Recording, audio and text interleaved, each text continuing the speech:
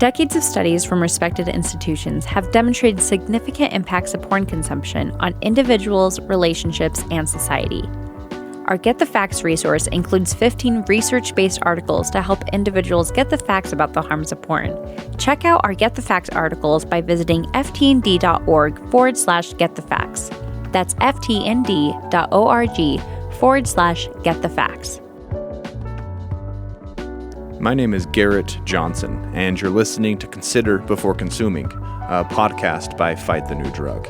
And in case you're new here, Fight the New Drug is a non-religious and non-legislative organization that exists to provide individuals the opportunity to make an informed decision regarding pornography by raising awareness on its harmful effects using only science, facts, and personal accounts. Welcome to part 1 of our Get the Facts series, where we explore the research on a specific topic surrounding porn's harms on individuals, relationships, and society to help you be more informed and empowered with the facts. Today's episode is why porn can be difficult to quit. You can find the sources to the claims made in this episode or read along at ftnd.org/getthefacts. Now, let's get to the episode. Does the name Pavlov ring any bells for you? In case it doesn't, here's a refresher. Ivan Pavlov was a researcher during the early 1900s who became famous for his laboratory full of dogs. That's because one day he discovered that, at mealtimes, the dogs would salivate, not only when they saw their food, but when they heard the footsteps of the caretakers. This discovery fascinated Pavlov, so he began to experiment.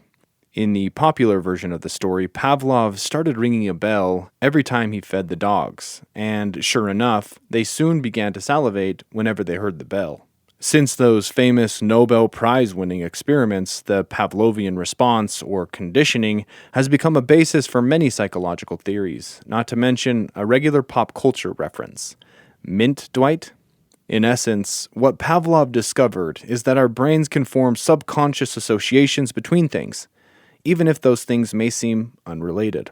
And once those associations are formed, they can produce powerful psychological, emotional, and physiological responses.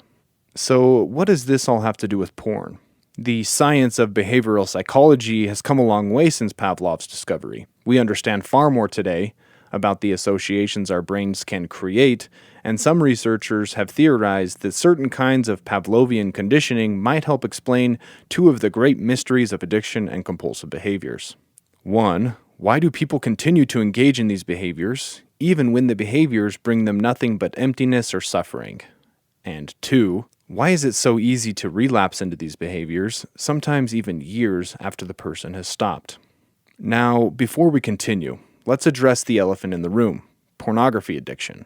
To start, we want to be clear that not everyone who consumes pornography is addicted. In fact, experts have pointed out that while some individuals can become addicted to porn, the majority of porn consumers are not addicted.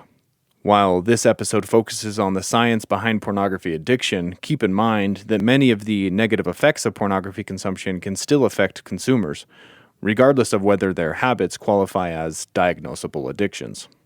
So, what qualifies something as an addiction? According to the American Society of Addiction Medicine, addiction is defined as a treatable, chronic medical disease involving complex interactions among brain circuits, genetics, the environment, and an individual's life experiences. People with addiction use substances or engage in behaviors that become compulsive and often continue despite harmful consequences. As many experts agree, pornography consumption is a behavior that can, in fact, qualify as an addiction in serious cases.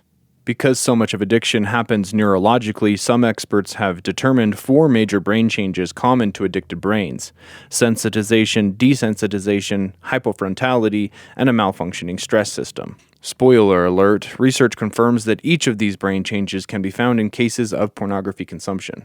While each of these brain changes is discussed at length throughout our Get the Facts series, this episode focuses primarily on sensitization and its presence in problematic porn consumption.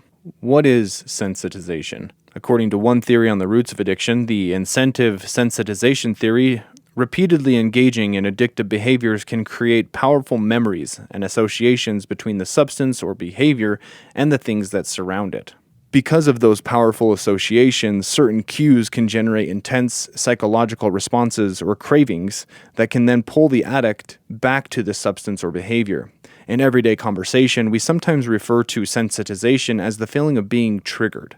For example, a former smoker may say with total sincerity, "I hate cigarettes. Cigarettes ruined my health. I hope I never see another cigarette in my life." And yet, if they experience certain cues, the smell of tobacco, the place where they used to smoke, or even just a certain time of day, they may experience sudden urges, which can be incredibly difficult to resist. These connections can sometimes last for years, even after quitting. This same sensitization process can happen with porn. In fact, dozens of studies have exhibited sensitization's role in problematic porn consumption, including a number of studies that also illustrate the similarity between substance addiction and compulsive pornography consumption. One of the most interesting aspects of sensitization is the distinction it draws between the large and powerful wanting part of our brain and the relatively small liking portion.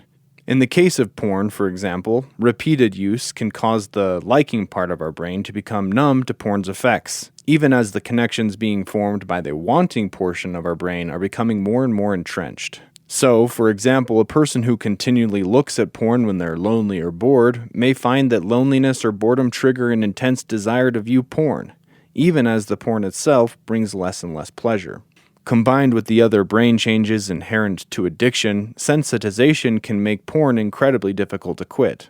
The good news, however, is that change is absolutely possible. Research and the experiences of thousands of people have demonstrated that over time, pornography's negative effects can be managed and largely reversed. In fact, even in cases of serious substance and other addictions, research shows that the brain can heal over time with sustained effort. Research also indicates that while guilt can motivate healthy change, shame actually fuels problematic porn habits. So if you're trying to give up porn, be kind to yourself and be patient with your progress. Like anything, it takes time for the brain to recover, but daily efforts make a big difference in the long run. Think of it like a muscle that gets stronger the more you use it. The longer you stay away from porn, the easier it is to do so. All it takes is practice. For those listening to this who feel they are struggling with pornography, you are not alone. Check out Fortify, a science-based recovery platform dedicated to helping you find lasting freedom from pornography. Fortify now offers a free experience for both teens and adults. Connect with others, learn about your unwanted porn habit, and track your recovery journey. There is hope.